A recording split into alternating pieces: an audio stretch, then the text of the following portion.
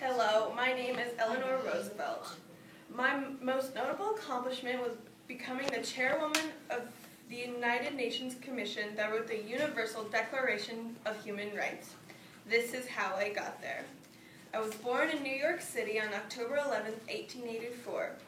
I wasn't the prettiest thing, and my mother and aunts called me the ugly duckling. And because I was so old-fashioned, they also called me Granny.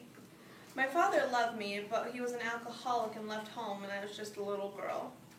When I was 8 years old, my mother and brother passed away, and I felt really alone. So I went to go live with my grandmother in her house, which was the most miserable place to be, and I called it the dark house. There are no children my age there, and it was just so terrible. When I was 10 years old, my father died, and I told my grandmother that I had no real home, and I was just an alone, sad little girl.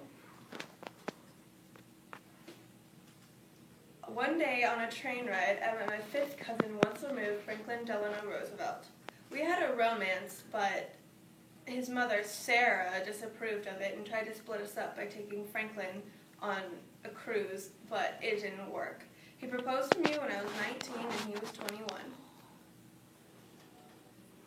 During World War I went to go visit the St. Elizabeth's Insane Asylum, and after seeing what happened there, I decided to take an active role in human rights. It occurred to me that what one has to do usually can be done. This became my personal motto. My husband became the president, and I became a very active first lady. I saw dams being built and people being educated for jobs, but I also saw miners out of work and people unable to feed their families. So I went up to Congress and testified that the way the U.S. was treating the disadvantaged was horrid.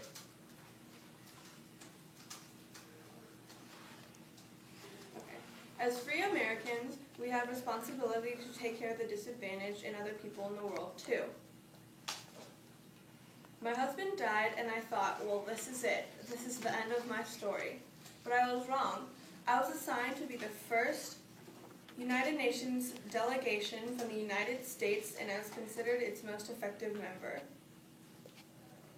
One of my core beliefs is that everyone has the right to think and to differ. This attitude, combined with my history in the role of human rights, led me to becoming a chairwoman of the United Nations Commission that wrote the Universal Declaration of Human Rights. This sad, lonely, ugly little girl had changed the world.